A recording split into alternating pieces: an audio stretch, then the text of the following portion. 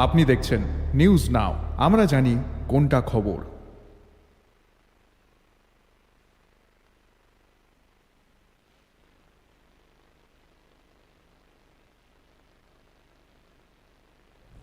नमस्कार, आप सभी देख रहे हैं न्यूज नाउ में आज का समाचार।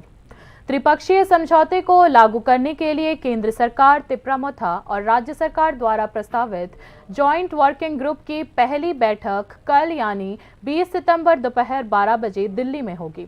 सचिव स्तर की इस बैठक से पहले मुख्यमंत्री डॉक्टर मानिक शाह ने तिपरामोथा के विधायकों के साथ बैठक की, जहां तिपरामोथा सुप्रीमो प्रद्युत किशोर देब्बरमन मौजूद रहे। 2 मार्च को केंद्र सरकार, तिपरामोथा और राज्य सरकार के बीच त्रिपक्षीय समझौते पर हस्ताक्षर करने के 6 महीने बाद कल यानी शुक्रवार को पहली बार जॉइंट वर्किंग ग्रुप की बैठक होने जा रही है। इस सचिव स्तर की बैठक में केंद्रीय गृह मंत्रालय के सचिव और राज्य के गृह विभाग के सचिव मौजूद रहेंगे। बैठक में तिपरामोथा पार्टी के प्रतिनिधि भी मौजूद रहेंगे। इस बीच जॉइंट वर्किंग ग्रुप की शुक्रवार की बैठक से पहले मुख्यमंत्री डॉक्टर मानिक शाह ने तिपरामोथा के विधायकों के साथ भी बैठक की। बैठक में मुख्यमंत्री डॉक्टर मानिक शाह ने राज्य के जनजाति और जनजाति वर्गों की सामाजिक आर्थिक स्थिति के विकास के विभिन्न पहलुओं पर चर्चा की। राज्य के सामाजिक आर्थिक विकास पर चर्चा की जाती है ताकि राज्य के जनजाति समुदाय के सभी क्षेत्रों का विकास हो सके। बैठक के बाद TTAADC के सत्तारूढ़ तिपरामोथा सुप्रीमो प्रद्युत किशोर देब्बरमन ने कहा, मुख्यमंत्री को ADC क्षेत्र का दौरा करने के अलावा ADC क्षेत्र की गुणवत्ता में सुधार के लिए एक नया अधिकारी नियुक्त करने की मांग है। प्रद्युत किशोर देब्बरमन ने कहा कि शुक्रवार को नई दिल्ली में होने वाली संयुक्त कार्य समिति की बैठक को लेकर मुख्यमंत्री के साथ चर्चा हुई है। इस बीच राजनीतिक विशेषज्ञों के अनुसार ग्रेटर तिपरालैंड के कोर एजेंडा से हटकर छठी अनुसूची के ADC के हाथों में ज्यादा पावर देने की पारंपरिक मांगों को बैठक में प्रस्तुत किया जाएगा। त्रिपक्षीय समझौते में ग्रेटर तिपरालैंड का मुद्दा छूट जाने और हाल ही में संपन्न विधानसभा सत्र में तिपरामोथा द्वारा छठी अनुसूची के तहत ADC को ज्यादा पावर देने के लिए लाए गए गैर सरकारी बिल के कारण राजनीतिक विशेषज्ञों को यकीन है कि जॉइंट वर्किंग ग्रुप की बैठक में ग्रेटर तिपरालैंड के बारे में एक भी शब्द नहीं बोला जाएगा। Bureau report, news now. पूर्व मुख्यमंत्री मानिक सरकार और पवित्र कर सहित अन्य वामपंथी नेताओं ने गुरुवार को जिरानिया के कोयतुर बाजार और दुर्गानगर इलाकों का दौरा किया। हाल ही में काली प्रतिमा तोड़े जाने को लेकर कोयतुर बाजार और दुर्गानगर इलाका गर्मा गया था। इलाके के अशांत माहौल का फायदा उठाते हुए मौका तलाश कर रहे गिरोह ने कई घरों पर हमला बोल दिया। हालांकि राज्य प्रशासन के समय पर हस्तक्षेप के कारण स्थिति से निपटने के लिए सख्त कदम उठाए गए। घटना के बाद पीड़ितों के घर पहुंचे मानिक सरकार ने शिकायती लहजे में कहा कि अपराधियों ने धर्म के आधार पर बंटवारा कर राजनीतिक लाभ के लिए ये हमला कराया है। এই হচ্ছে ঘটনা, এটাকে মানে পরিষ্কারভাবে এটা বোঝা যাচ্ছে যে একটা বিভাজন তৈরি করা, ধর্মের ভিত্তিতে, সম্প্রদায়ের ভিত্তিতে বিভাজন তৈরি করার রাজনৈতিক লক্ষ্যকে ভাবনায় রেখে এটা এই আক্রমণটা সংগঠিত হয়েছে। राज्य के पूर्व मुख्यमंत्री ने हुज्जत की घटना को पूर्व नियोजित यानी कि प्री प्लान्ड घटना बताया है। उस दिन उनके साथ CPM नेता पवित्र कर, मानिक दे और अन्य लोगों ने इलाके का दौरा किया था। मानिक सरकार और अन्य वामपंथी नेताओं ने क्षेत्र का दौरा किया और कई स्थानीय निवासियों से भी बात की। যারা এই দলবদ্ধভাবে এগিয়ে আসছিলেন তাদের হাতে দা, অন্যান্য অস্ত্রাদি এগুলো যেমন ছিল। मानिक सरकार ने दुर्गानगर और कोयतुर बाजार इलाके में प्री प्लान्ड घटनाओं में पुलिस प्रशासन के रोल की कड़ी आलोचना करते हुए कहा कि घटना के दौरान स्थानीय पुलिस प्रभावी भूमिका निभाने में विफल रही है।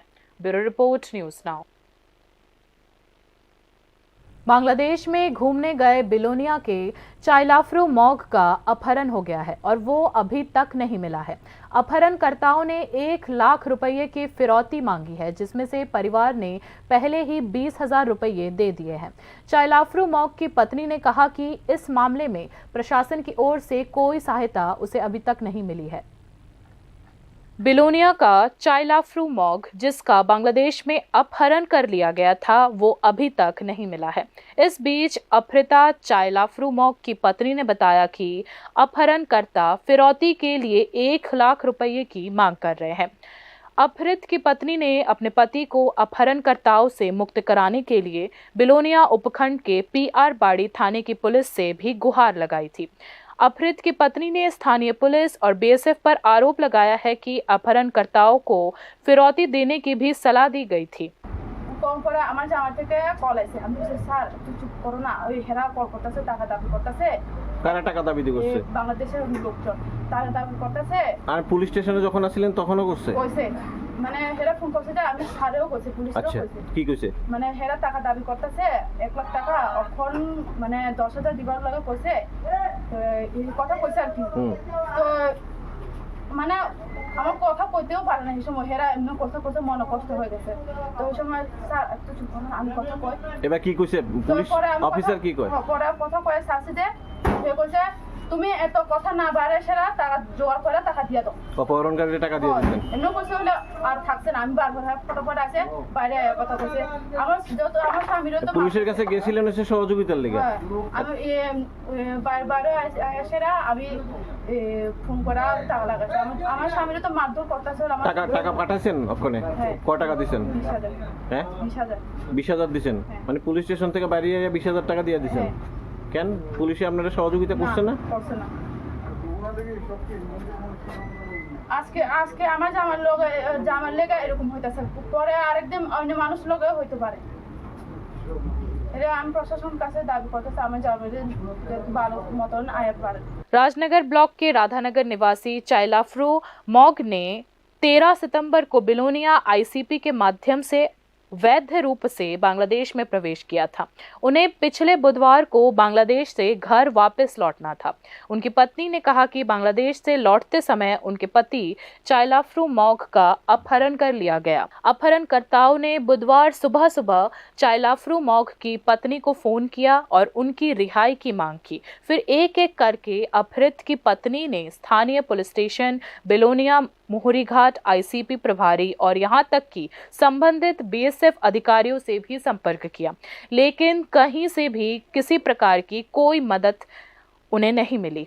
ইমিগ্রেশন অফিস থেকে পুলিশে পাঠাইছে হ্যাঁ ওখানে পুলিশের জানাছেন পুলিশে গেছে আমি কইছে কি লেগে আছে এমনি কো আমি কইছে স্যার আমার জামারে তো বাংলাদেশে মন হইছে এলেগে আইছে ইমিগ্রেশন অফিস থেকে কইছে জিবি ডাই একটু রেজিস্টার জিডি এন্ট্রি করতেন মানে থানাতে গেছিলেন হ্যাঁ গেছে আচ্ছা তো এমনি করা মানে আরামসে বয়া কথাছে তোমার জামাই যাবার সব আমারও কয়ে গেছিলি মানে কি পুলিশ অফিসার হ্যাঁ আমার খুব কষ্ট হয়েছে এই সময় কি কইছে তোমার জামাই যাবার সময় বাংলাদেশে যাবার সময় আমারও কয়ে গেছিলি अच्छा तो আমার খুব কষ্ট হয়েছে চোখে জল আয়া পড়ছে बांग्लादेश में मौजूदा अस्थिर स्थिति के कारण केंद्र सरकार ने शुरुआती चरण में भारतीय नागरिकों के लिए एक एडवाइजरी जारी की।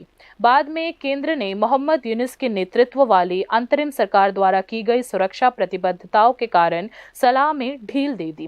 तब से दोनों देशों के बीच वाणिज्यिक आदान प्रदान और यात्री यातायात फिर से शुरू हो गया।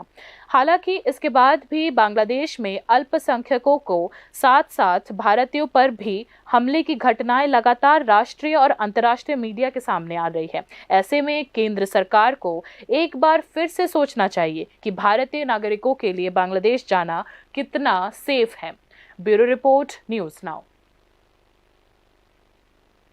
बाकी की खबरें ब्रेक के बाद। আপনি দেখছেন নিউজ নাও, আমরা জানি কোনটা খবর। ICFA University Tripura, where dreams take flight. Celebrating 20 years of excellence in engineering, management, law, education, paramedical science, humanities, social science, and nursing. Join us now and dare to dream big. একটু চেষ্টাতেই দুল লেগে যায় নববধূর কানে, একটু চেষ্টাতেই মানিয়ে নেওয়া যায় বিবাহিত জীবনে। নানা অনুভূতি জড়ানো বিয়ের গয়না, শ্যাম সুন্দর কোম্পানি জুয়েলার্স। তুমি আছো রান্নাঘরে, তাই সুগন্ধে ভরে যা খুশি তেমনই খাই তোমার জাদুর রান্নায় থাকে শুধু লং তরাই, থাকে শুধু লং তরাই। কত কেজি রান্না হয় মন তাই করছো জয়, ভালোবেসে বলছি তাই রান্নায় তোমাকে চাই, চাই শুধু লং তরাই, চাই শুধু লং তরাই। লং তরাই গুঁড়ো মশলা, রান্নায় তোমাকে চাই, চাই শুধু long Terai. Step into the realm of Assam Downtown University, where we encourage success, experience the pinnacle of academic excellence, and live your best days. আপনি দেখছেন নিউজ নাও, আমরা জানি কোনটা খবর। आगे की खबरें कुछ इस प्रकार है। नंदन नगर में एनसीसी पुलिस और जीबी आउटपोस्ट पुलिस ने एक खाली कमरे से 30 से 35 बोरियों में से एस्कॉफ कॉफ सिरप बरामद किया, जिसकी बाजार मूल्य 10 से 12 लाख रुपये है। हालांकि इस मामले में कोई गिरफ्तारी अभी तक नहीं हुई है। पुलिस का कहना है कि राज्य में इसकी भारी मांग के कारण ही इसकी तस्करी की जा रही है और एडीपीओ सुब्रता बर्मन ने कहा कि इस संबंध में जांच जारी रहेगी। হচ্ছে দীর্ঘদিন ধরে কাজ বন্ধ, আজকে হঠাৎ করে 2-3 জন লোক এসে মালগুলো আনলোড করে, তো নিকটবর্তী পার্শ্ববর্তী যারা ছিলেন ওরা জিজ্ঞাসা করাতে ওরা বলে যে কনস্ট্রাকশনের কাজ কালকে থেকে শুরু করব। फेमिना मिस इंडिया 2024 की त्रिपुरा फाइनलिस्ट निकिता घोष ने गुरुवार को राज्यपाल से मुलाकात की। मुख्यमंत्री डॉक्टर मानिक शाह के बाद निकिता घोष ने राज्यपाल इंद्रसेना रेड्डी नल्लू से मुलाकात की। निकिता घोष को प्रतिष्ठित Femina miss India 2024 beauty contest में राज्य का प्रतिनिधित्व करने के लिए फाइनलिस्ट के रूप में चुना गया है। अगरतला की नेताजी सुभाष विद्या निकेतन की पूर्व छात्रा रही निकिता घोष ने एनआईटी अगरतला से अपनी उच्च शिक्षा प्राप्त की है। निकिता को एक सफल डेटा साइंटिस्ट के रूप में काम करने का भी अनुभव है। निकिता घोष ने कहा कि मिस इंडिया बनने का सपना उनके दिल में छोटी उम्र में ही बसा हुआ था। निकिता घोष की आकांक्षाएं हैं कि वे देश का प्रतिनिधित्व करें और भारत को दुनिया में गौरवान्वित करें। फेमिना मिस इंडिया 2024-এ ত্রিপুরাকে প্রতিনিধিত্ব করার সুযোগ পেয়ে আমি খুবই গর্বিত। রাজ্যবাসীর কাছে আমার প্রার্থনা থাকবে আপনারা আপনাদের নিঃশর্ত অভিবাদন এবং আশীর্বাদ দিয়ে আমাকে ফিরিয়ে দেবেন। কোথায় যাবে? फेमिना मिस इंडिया 2024 এটার ফিনালে হচ্ছে 16 অক্টোবর মুম্বাইয়ে। ঠিক আছে। निकिता घोष ने कहा कि उनके जीवन का एक लक्ष्य उन बाधाओं के बारे में जागरूकता बढ़ाना है जो वंचित बच्चों को गुणवत्तापूर्ण शिक्षा तक पहुंचने और इन चुनौतियों से निपटने में आती है। Bureau report news now. मंडी बाजार पर नियंत्रण और निगरानी के उद्देश्य से गुरुवार को खाद्य विभाग और सदर अनुमंडल के अधिकारियों ने राजधानी के महाराजगंज बाजार में छापेमारी की। बाजार अभियान में अरुंधति नगर स्कूल के उपभोक्ता क्लब के छात्र भी सरकारी अधिकारियों के साथ शामिल हुए। सदर अनुमंडल प्रशासन के अधिकारियों ने बताया कि बाजार नियंत्रण के बारे में जागरूकता बढ़ाने और छात्रों को इस अभियान के संचालन के बारे में विचार देने के लिए ही ये अभियान चलाया गया है। अधिकारियों ने बताया कि छापेमारी के दौरान महाराजगंज बाजार में कई दुकानों में विभिन्न अनियमितताएं और विसंगतियां पाई गई हैं। अधिकारियों ने यह भी बताया कि विस्तृत रिपोर्ट उप संभागीय मजिस्ट्रेट को भेजी जाएगी और कानून के मुताबिक ही कार्रवाई होगी। যেটা অসিতমূলক ওরা রানী ব্র্যান্ডের তারা তেলের মালিক, তো তাদের যে অরিজিনাল বাসারের সাথে खाद्य विभाग और प्रशासनिक अधिकारियों ने सरकारी नियमों का उल्लंघन करने पर बाजार से आलू से लदी एक गाड़ी को जब्त कर लिया।